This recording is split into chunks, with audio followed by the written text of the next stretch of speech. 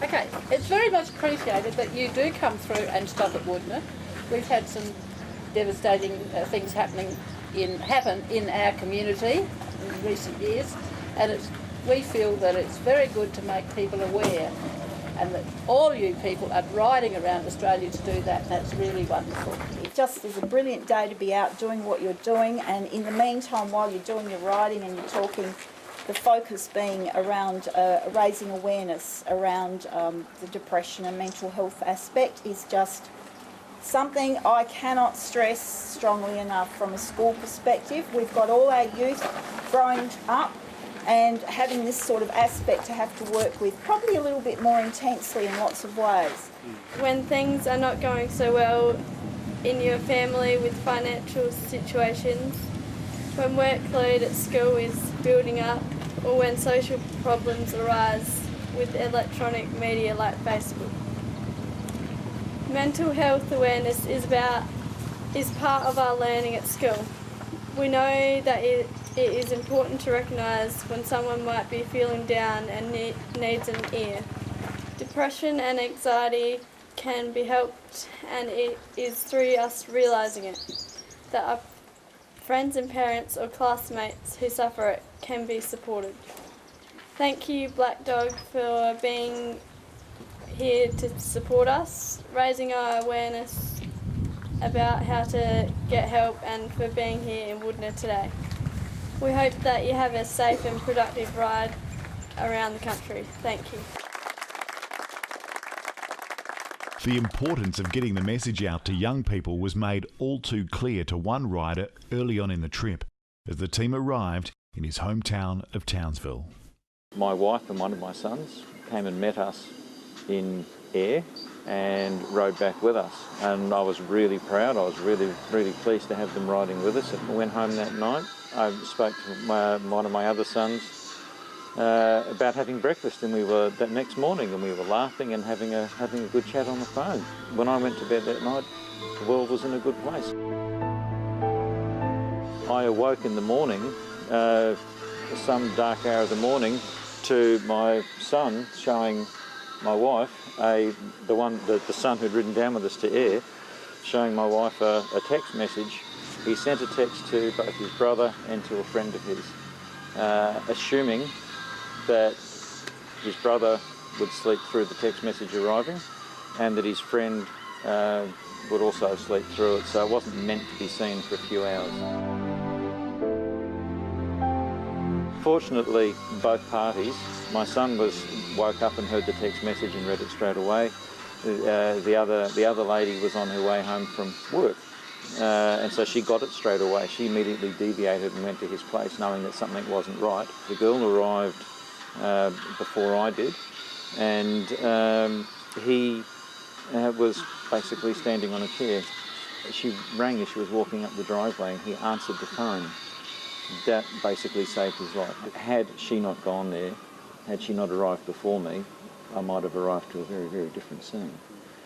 So that set a real tone for me. I had to then decide where I was going to go and what I was going to do. I stayed with him for a few hours, talking to him, knew that he was past the absolute crisis point. I left him with the friend so I could go off and get some other things put in place. I ran into some other black doggers. They immediately spoke to Steve Andrews, who then immediately rang me to make sure that I was okay. And one of the things I said to him was I'd love to be able to support him and just rack him up and bring him with us. And so Steve's reaction was, we'll just chuck him on the bike. I have intercom on my bike, so we talked. And he talked a lot more than I did, and it just gave him the chance to let things roll.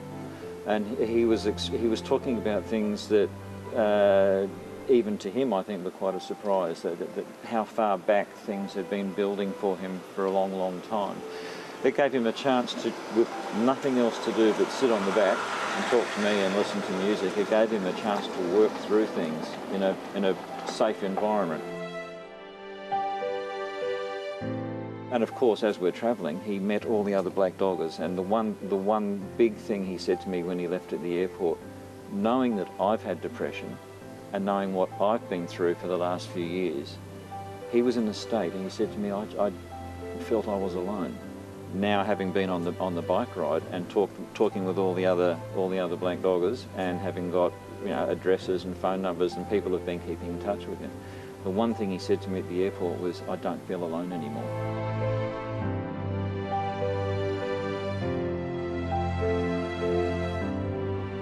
The ride is a highlight in my life and in my year, and being able to, in some ways, share what I found in that first ride on my own around Australia, being able to share that with a group of people, such a diverse group of people, is very fulfilling for me. I couldn't say there's one highlight. You know, every day brings on something different. You know, but the overall highlight is for me, the number of people that are willing to talk now, compared to when I relay it back to the first ride.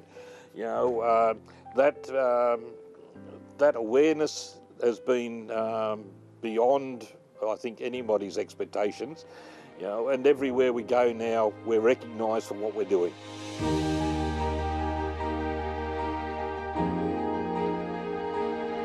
From a scenery point of view and from a road point of view, riding into Victoria River in the Northern Territory, and just through those hills to either side, and just the rocks, the sheer enormity of them, and you know, the colour was just breathtaking, and every corner that you went around, it was like, wow.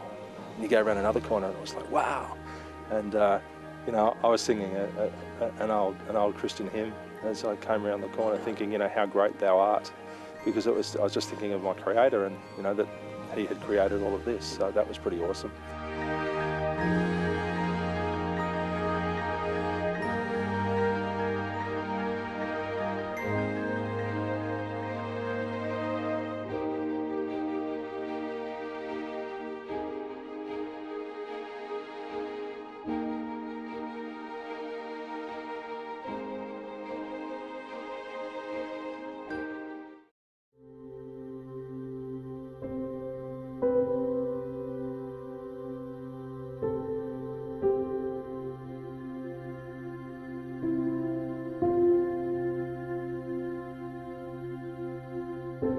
There's any number of scenery highlights, but I think the real highlight for me was at school we went to a couple of days ago, when we stopped in the schoolyard and the students came out to look at our bikes, and I got talking with one of the students who's probably only grade 8, grade 9, and she was talking about the fact that they lived in the town and they'd moved there with her mum because Dad had killed himself, and they moved there because they felt safer there and felt happier there. Helping Mary, that really sticks in my mind. And talking to people that didn't know about the Black Dog Ride, that didn't know what they could do for people. The direct helping other people to pass the word, that would be it. I think it's the mateship with everyone. I think we've had, you have highs and lows and anything like this. This is sort of like an endurance ride, so, but I think it's the mateship that we've met here. So really before the ride, I probably knew 3 or 4 people. Knew of quite a few on Facebook, so, and probably the statement I said the first night that everyone looks the same on Facebook sort of thing. So, but from that I've made some good friendships and ridden with some good people. We've sort of bonded together and we're all here for a common cause, because really at the start we had 58, 60 people with all different personalities, all different places and agendas, and we're all coming together for the same cause. The trip, the whole trip. I don't know what I was expecting coming on. I didn't have really any expectations, but the whole trip has just been a blast.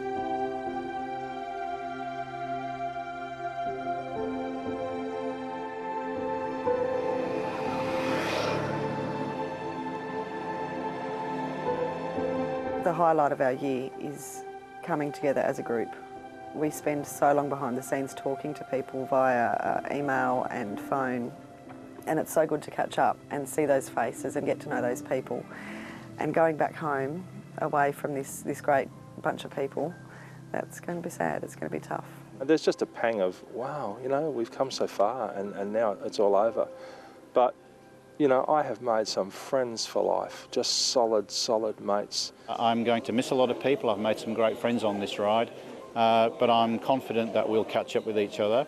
You don't realise, but yeah, this has sort of been an everyday life, so you've sort of left everything else and this has been the concentration. Now to get back into so-called normality is going to be really hard. So even when I go back and start doing my own rides, I'm going to be looking around for the people I've been riding with for the last 4 or 5 weeks, and they're not there. So this has been weeks and weeks worth of putting your blood, sweat and tears into this ride. It's the sense that, you know, we've met people who we've shared something unique together, and nothing will ever be able to take that away from me. I feel that I'm ready to go again.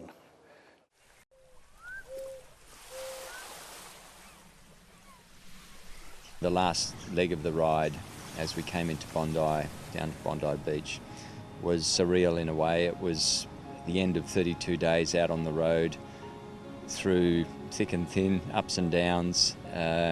We were almost there. Just as we rolled into the car park outside the Bondi Surf Club, the heavens opened heavier than they had for the whole of the day. But as we went under that Holden banner to signify the end of the ride, I don't think any of us cared. We had that amazing police escort that was provided by the New South Wales Commissioner of Police and his team.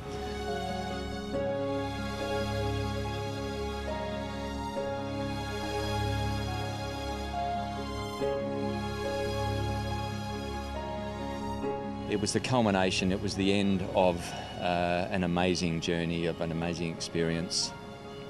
And I think the feeling amongst all of the riders was one of euphoria, and you could feel it in the air. People were just hugging each other, running around, high-fiving, and there were quite a few people there to greet us, so they were all probably just as wet as us, and I don't think anyone really cared. It was just a wonderful moment and a wonderful way to finish that epic journey we'd been on. The ride set out to achieve, for me, 3 main things. One was what we always try to do, is raise awareness of depression and suicide prevention, and start that conversation that we hope will lead people to seeking help and save lives ultimately. I believe we did achieve that. Whether it was in the road stops out in the middle of nowhere, where people would come up and talk to us because they wondered what all these bikes with these little black dogs were doing riding around the country, or through social media where the chatter was incessant, through radio interviews that a number of the riders did, through newspaper articles, through the TV. We just got the conversation going nationally. I truly believe that.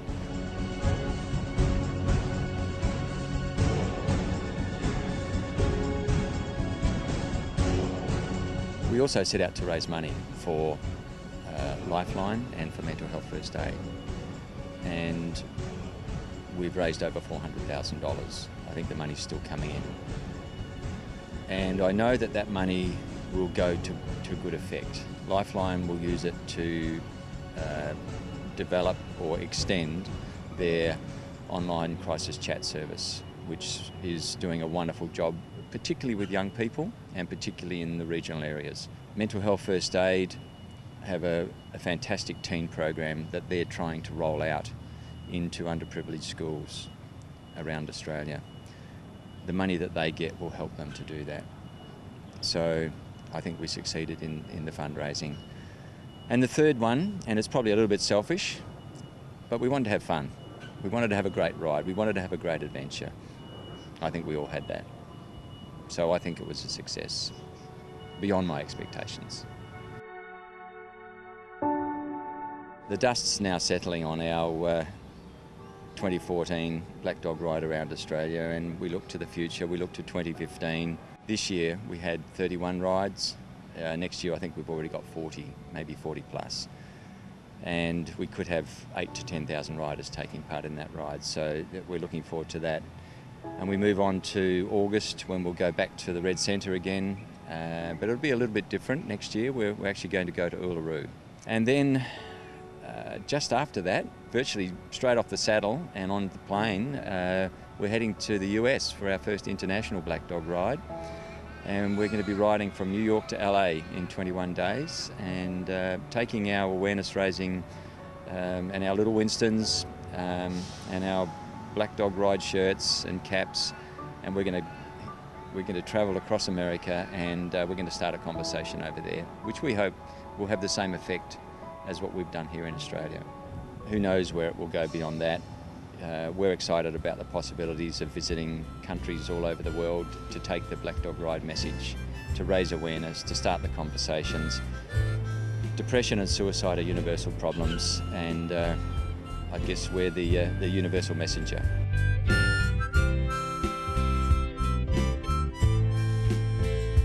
I went out on the Black Dog Ride, rode for thousands of miles.